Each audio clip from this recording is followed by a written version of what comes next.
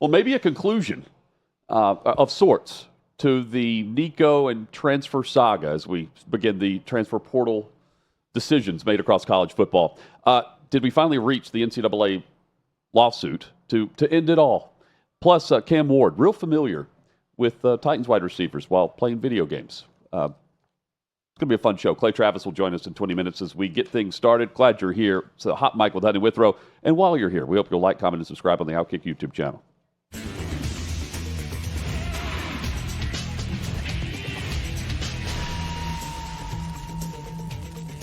Out of the gates and ready to go, and we're out of the gates with the college football transfer portal, and it didn't take long, Chad, for Nico To to decide on where he's actually going to play, where he's going to be happy. Yeah, officially entered the portal today because you could not officially enter the transfer portal until today after the spring practice, the second spring window. Of course, he could not transfer anywhere in the SEC. We knew that coming in. And news coming down just recently from Colin Cowherd, of all people, who's certainly connected in Los Angeles. Colin Cowherd posts on X, I am told moments ago Nico is going to UCLA. Family still claims it's not about the money, it's about the Tennessee offense. I was not told what the Bruins are paying.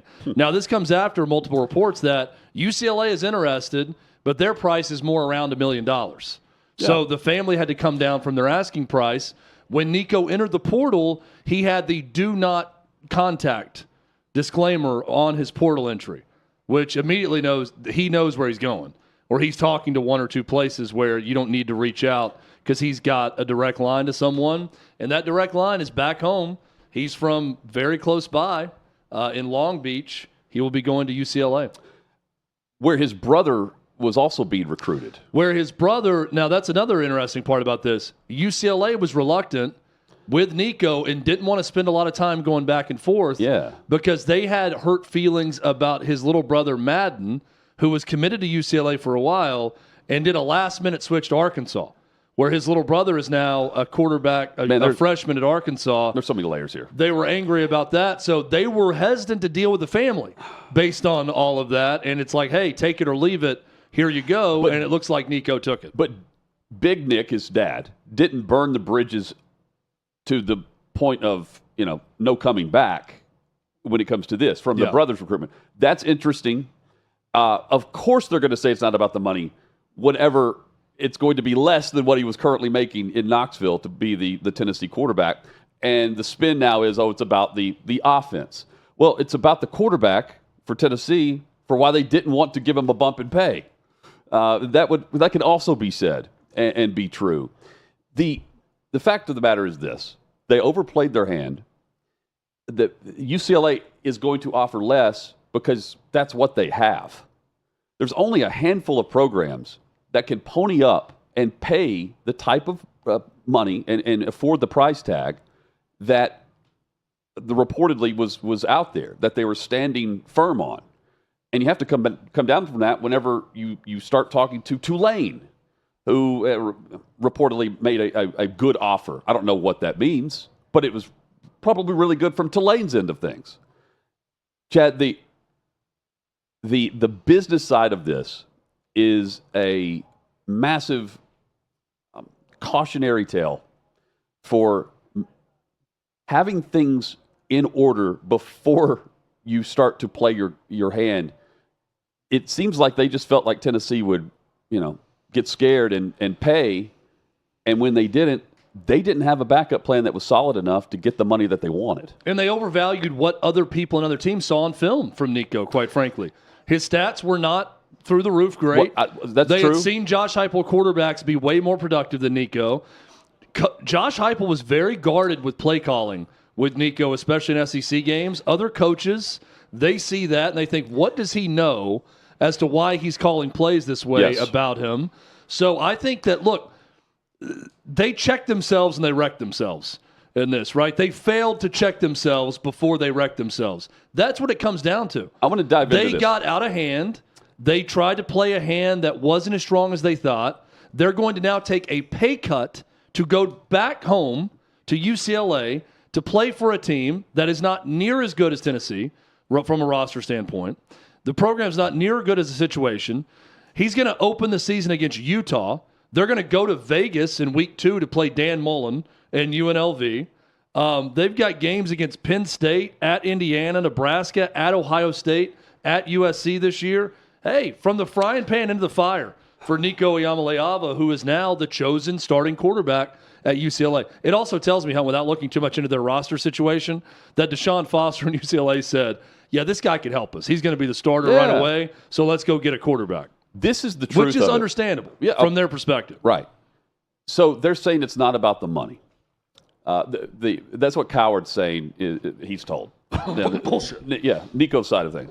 It's about the offense now. He's saying it's about Heupel's offense. If you're that meticulous about the offensive system, you don't go to Tennessee in the first place, who was all in a couple of years ago in your recruitment and ponied up and paid you to not even play that year. So you don't. If it's about the offense, you don't go there in the first place. Number 2, they thought they could get Oregon. They thought they could get Notre Dame. Those are the programs that were initially mentioned. And when those teams, those programs and coaches decided to go in a different direction, or they're good at what they have coming back, then you're left with this, and you're still making the demands from Tennessee's end of things, and they called the bluff. Am I reading this wrong? No. It's not about the offense, because it wasn't a couple of years ago in the big-time recruitment for a highly talented high school quarterback who everyone was in on. And now they're not because of the demands and the price tag. It's just so dumb from that end. Yeah, look, Josh Heupel's offense is not perfect. Okay, they need to tweak some things, and they need to evolve and advance, because good teams have kind of figured some things out with his offense and how to play them from a multiple safety look. Rewind it just a couple of years ago. Where I'm saying what it is when you go there. I'm going to get to that for sure. So it's not perfect. It's also the same offense that made Hendon Hooker a dude who could not start at Virginia Tech. Bingo. A damn Heisman Trophy frontrunner in his time under Josh Heupel. I mean, keep that in mind. This was a guy who lost his starting job at Virginia Tech, and he became the starter at Tennessee and flourished in this offense. Joe Milton won 9 games in this offense at Tennessee.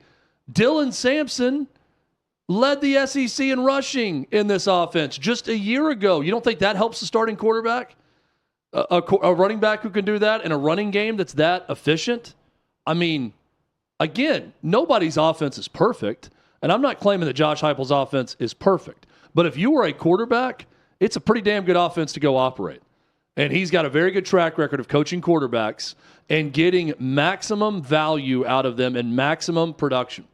And I think that's what Nico could have become this year in Tennessee's offense. But now, knowing what we know, that he was unhappy after last regular season and he wanted to hold out of the playoff game and everything, then you got to get out, because it wasn't going to be good this year based on all those factors. Had he been committed to it the way Tennessee committed to him when he was in high school and got him to sign a multi-year agreement where he was going to make $6.5 to $8.5 million, if he just would have stuck with that commitment, I think you would have seen huge numbers from Nico this year, where Tennessee's breaking in a new running back, and they would have relied more on the passing game. And they've got some talented, dynamic receivers coming into the fold also.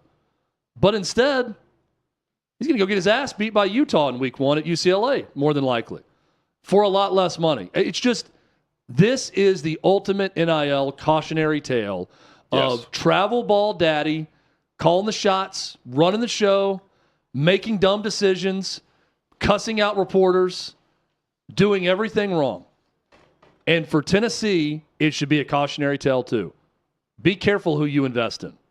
Tennessee's got to learn their lesson here too, right? They invested in a guy that wasn't the right guy ultimately and not the right situation because of how he was being led. And again, everything we've heard about Nico is nice enough kid, nice enough guy to be around, not a huge, difficult problem, all that. The situation around him is a problem. It is. In Tennessee, I think that now they're going to be extra guarded about family situations like this before they offer something big time the way they did to Nico. Well, you're willing to put up with the situation if the player's great. This is a player who's good, But, I mean, they went to the college football playoff. If he's great and committed to you, like I can put up with people criticizing me if he's all in. But he's also a player that they committed to from the college football playoff through the spring. I mean, I think they were willing to pay him another year despite the background. Yeah, pay him what they had been paying. Right, yeah. And they brought in other players and paid those players too. Pete Nakos, by the way, of On 3, he is the reporter that Chad's referring to that Big Nick, the father, was cussing out. He cussed him out publicly, too, on social media, and privately. We've got Nakos on the show a bit later. If you missed that, you can join us live each day, 4 p.m. Eastern at OutKick.com/watch. So another part of why we are where we are with this entire story is from the legal side of things. The state of Tennessee, and Jonathan Skrmetti, the district attorney for the state of Tennessee, Attorney General, sorry. Yeah. He was a part of and led the fight against the NCAA that in a lawsuit that allows Nico to do exactly what he's doing. And there are other lawsuits across the legal side, and that from a business angle, players are going after the money, not just at the top end 5-star level, but players who are wanting to play college football for a 7th year. Right now, lawsuits being filed that could totally crumble anything and will, quite frankly. Chad, to tie in your point about the culture and getting the right player, if you're going through the portal, aim at the players like Diego Pavia, who are committed to a program and specifically are there for the culture and the team and all of that. Go get yours. But also, you want the makeup of the leader of that position that leads by example. And Nico can be that guy. I don't know the family dynamic here of the dad and the son. Whatever. But it's not the same version of a quarterback that you want to lead a program once you pay that player and bring him in. He's not under contract per se that locks him into the commitment that you're looking for. And it's not going to be there if you have the wild, wild west of lawsuits where the NCAA is going to lose. The Supreme Court told us that. Well, I think we've seen it time and time again, especially in college basketball. It's way better to invest in the guys out there that have that dog in them that have been overlooked, that have played at the lower level. Diego Pavia is a great example, a quarterback. Yeah. Right, they get somewhere that are grateful. Who's suing? They're not. Yeah, they're not entitled. But they get to a place like, man, I'm happy to be at this level, and I'm about to go ball out and prove that I belong at this level. And then when they do that, you reward them handsomely, which Vanderbilt has done. Yep. And now he's coming back. He filed for injunction. He won it. He's going to get that extra year of eligibility. He's won. Now you've got these 4 players in North Carolina that are all suing for extra eligibility. Diego Pavia is suing for extra eligibility because he went to New Mexico Military Institute for 2 years, and he's not counting that. So the JUCOs. JUCO eligibility not counting is one thing to discuss. I got to be honest. I'm usually anti-NCAA and everything else. I don't know what pot these guys have to piss in that are suing to just play as long as they want in college football. Here's their argument. There's a dude that's wants a 7th year that never went to junior college. And he's already exhausted the 5th. Yeah, I know. And so here's what they're arguing and will argue in court if it gets there. That they're not going to play in the NFL, but they're being restricted from making money right now if they were eligible to then play. Based on eligibility rules of how long they've been there to play to get their years in. So again, I'm not a lawyer. We got one coming on soon in Clay. Maybe we'll ask him about this. But if we're now just suing to throw out, let's say hypothetically this is the thing that just ends all control of the NCAA, where they no longer have any say over eligibility length requirements, and you could play college ball as long as you want if a team wants you.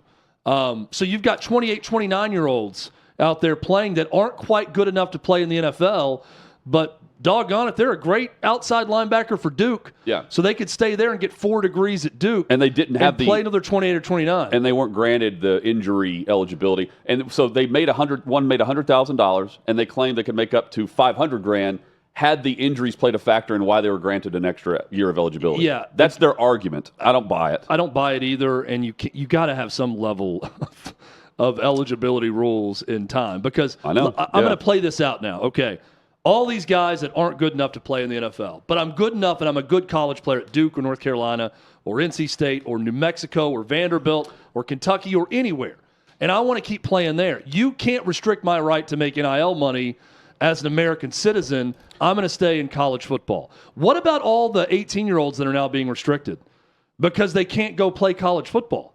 Because they can't start their clock, because who's going to invest in an 18-year-old when I've got 26-year-olds that are ready to play and have played for me for 6 years already? It's a great point. And that's the junior college argument too. There's going to have to be high school seniors and incoming freshmen that start to sue the NCAA because you have these new rules where now these kids don't get opportunities because no one's going to invest in high school players anymore. Well, but they're eligible for the opportunity on both sides. So that's what it's bizarre. I would argue in response to not Diego Pavia and the JUCO route. I'm saying in response to the players who have played 40 to 50 games over a career, who started at Rice and ends up at Duke in the transfer, whatever. Don't you have other avenues to play quote-unquote professional football if you want to? Yes. It's not just college or the NFL. You could earn that. It's not, I mean, the NFL is going to pay top dollar compared to the UFL, but it's not the NFL's problem if you don't reach the standard based on the eligibility of what they're looking for, right? Here's the reality of it. If you sue, you win. The hearing is scheduled for April 22nd, I believe. Right. On this. I don't know. It feels like if you sue, you get an injunction at least. You're eligible to continue playing. Which is a win. Yeah. I'm uncomfortable with this one. I know, man. Like the Diego Pavia argument, while I understand it, I'm also uncomfortable with wiping away any JUCO years ruling against you for your 4-year college also. But I'm willing to listen to that argument and see how it works out and see how it plays out with guys now that are going to be up into their mid to late 20s playing college ball. There's this unintended consequence. We talk about this in college sports all the time. If you just follow the money and make it all just about the business, then eventually those non-revenue producing sports will go away because it's all about business, all about the money. So now suddenly lacrosse players, rowers, volleyball players, they don't have opportunities out of high school to go get a college education for free because now we're all about the business, all about the money. If you're going to do this and make it JUCO players eligible, guys get 7 years, whatever, the unintended consequence is now a lot of high school seniors that otherwise would have gone to Duke or North Carolina or NC State or Wake Forest or wherever, they're going to have fewer and fewer opportunities. I don't think that's what people want either. And what I think is going to be ultimately a small window of time, it feels very wide open and large now. The courts they're granting injunctions. Lawsuits mean victory for the plaintiff. The NCAA doesn't have the power. We're going to need federal legislation here.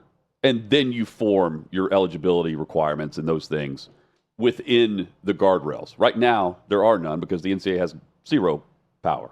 Does anyone care at all about a degree anymore? Like, is there any value in that? I mean, like for people who are like, man, I just want to go get a free education from Duke. I mean, I like the education. Or North Carolina or wherever. Like, I'd like to go ahead and get my school paid for and get that clock started if I'm an 18-year-old going into college and I'm a great athlete and I've got a full ride opportunity. Does anyone look at that and say, boy, this is now my platform to get this degree so I can then get this graduate degree and become a sports agent or become a doctor or become we have completely lost the school in all of this. At some point along the way, did Nico have a major at Tennessee? Like, I never saw it reported. He doesn't have to declare until junior year. When was the last time we talked about academics, these schools? As my buddy Jake Mingledorf once argued about Tennessee becoming bad at football was because they had become too academic. Remember they were doing like SEC honor roll listings, and he's like, this is our problem. I remember sitting in Neyland Stadium. Our problem is we've become too academic as a football program, and that's why we're suffering. I think we need to get back to a little bit more academics where at least it matters somewhat if you're in class or you get a degree. Yeah, no, we'll go to Newark instead. If Alabama basketball team for a week. The next time we'll stay in Newark. Someone is academically ineligible will be the first time since 2022 that I've read a report about an athlete being academically ineligible in anything. Well, then you could file a lawsuit and say that they're those standardized tests. Those guardrails are keeping them from being eligible. Tests or biased. Yeah. You're shutting down my ability to make money off of these boosters at this school. It is wild how the story progresses with Nico To UCLA and NIL and the payments. I mean, what we just discussed is over $100,000 to $500,000. It starts with $4 million in the reports for Nico and what he was looking for in the portal. And Clay will join us in a moment, I believe. Vols fans, totally on the side of Coach Josh Heupel in the decision not to pay their quarterback. Some reaction here from a Vols fan who is comparing Nico to a former coach who left in the dead of night. It seems like a lot of Tennessee fans would rather have a quarterback who wants to be here, who wants to represent the orange and white. Is that kind of, your stance on this as well? Exactly. I want somebody that's going to put the blood, sweat, and tears on the field and represent us as fans, somebody that we're proud to come and see. I hate that for him, somebody that's putting money before loyalty, and that's exactly what he's doing. He's Lane Kiffin'd us. He left in the middle of the night, for a sweeter deal. But that's okay. We've got better talent coming, and as long as we can keep that talent coming in, Tennessee's program's going to be at the top again. Yeah, well, not for a sweeter deal.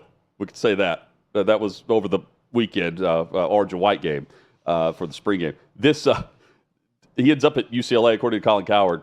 That's where Nico's going to end up playing. Another guy heading to L.A., just like Lane Kiffin. There you heading go. to the West Coast now, point. same city. That's a good point. The difference is Tennessee knew this possibility. Yeah, Lane Kiffin had a response to it, too, where he usually does when he catches wind of things like this. What was the face palm? On X, yeah, he had the face palm emoji. Yeah. So Tennessee fans need to stop thinking about Lane Kiffin. And Lane Kiffin adds to this because he loves to just poke the bear a little bit with Tennessee all the time and stoke the fires and say go Vols when they have a big game and stuff like that. But it's time for Tennessee fans to move on. And not constantly think about Lane Kiffin. This is the great PR battle. You've got Kiffin's response, and that Tulane they say they made a nice offer that for Tulane's. I don't know what it was. It's not reported, but that the demands were there from Nico's side of things, his father, that they backed out. Right? They hated the path to get to the quarterback that they wanted. So Tennessee fans, by the way, now will get to watch their teams on Saturday and root for them, and then root against UCLA. They'll stay up late at night and watch the UCLA game and root for whoever UCLA stay up late at night. They travel to the East Coast now, Chad. That's true. Don't tell Mick Cronin about that. No, yeah.